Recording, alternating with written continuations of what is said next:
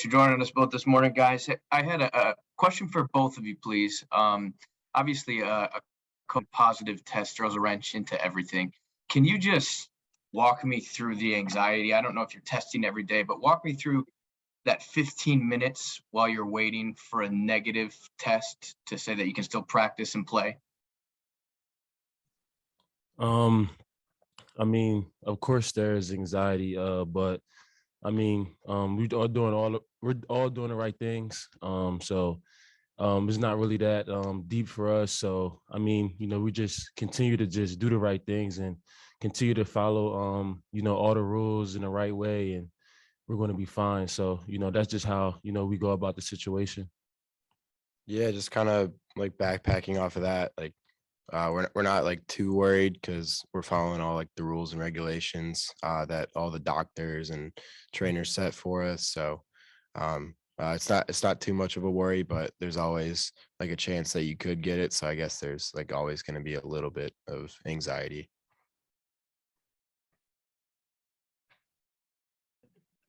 Okay, next question comes from Brad Galley. Go ahead, Brad. Brad, I asked you back in September if you could sense that there was something different with this team. And I also asked you at that point, does it feel cliche to say it or do you believe it? And you said this team could be special, not just competing for the Big Ten, but that you believed it could be a team competing for a national championship.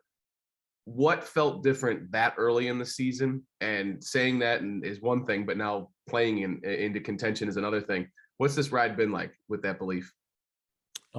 It's been awesome. I mean, like I said back in January, this team, was different and it still is different. Everybody bought in.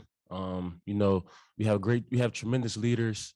We have tremendous coaches, the staff, and this is a player-led team. And we just continue to grind day in and day out. Everybody's bought into what's going on. There's no negativity. And we just continue to strive and for greatness and continue to move forward with everything that we're doing. So it started in spring, and moved on to summer, and now in the fall, and it's continued to grow as a unit, and we all continue to grow together. So and that's what we're going to continue to do. And I can't wait to get out there on Friday with my teammates and continue to grow together and get this game done. Your next question comes from Rainer Saban. Go ahead, Rainer. Actually, my line, I forgot to lower my hand. Sorry about that. All right, next question from Ryan Zook. Go ahead, Ryan.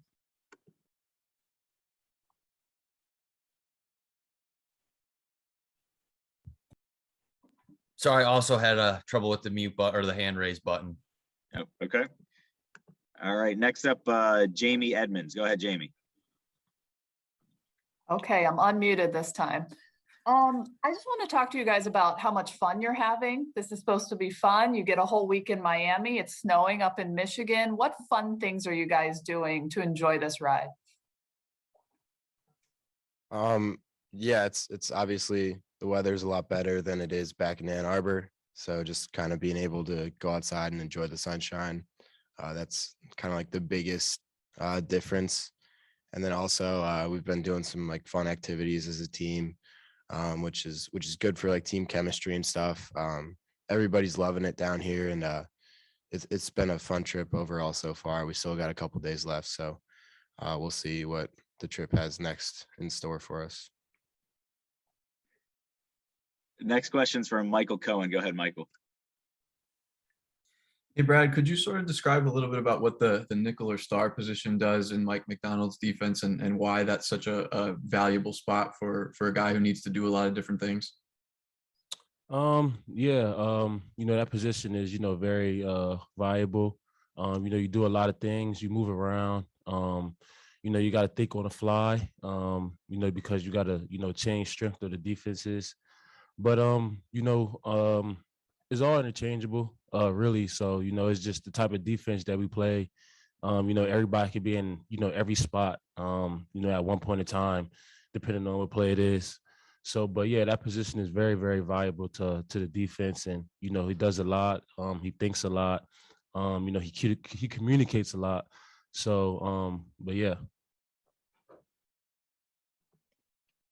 Your next question's from Austin Meek. Go ahead, Austin.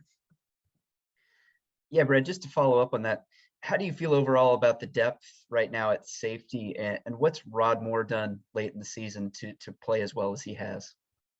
I feel great about the depth of the safeties. Rod Moore is a tremendous player.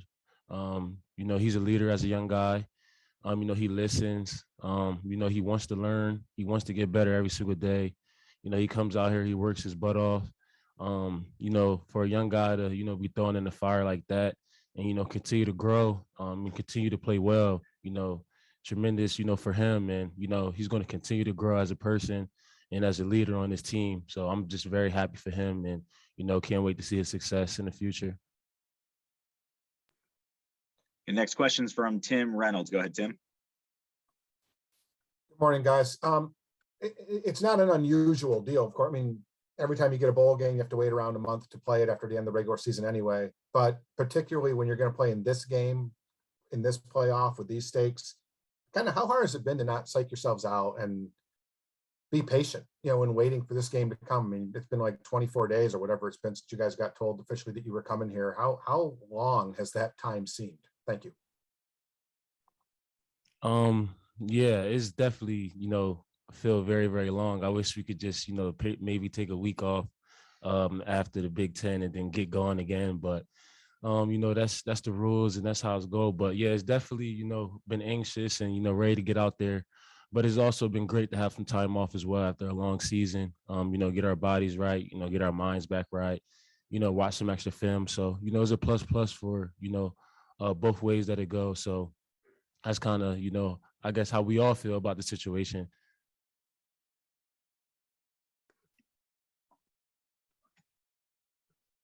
All right, next question from John Neo. Go ahead, John. Yeah, Brad, how tough is Hassan Haskins to tackle? I don't know how often you have to do that in practice, but he's very tough to tackle. Strong, physical guy. You can't just try to, run through his legs, he'll jump over you.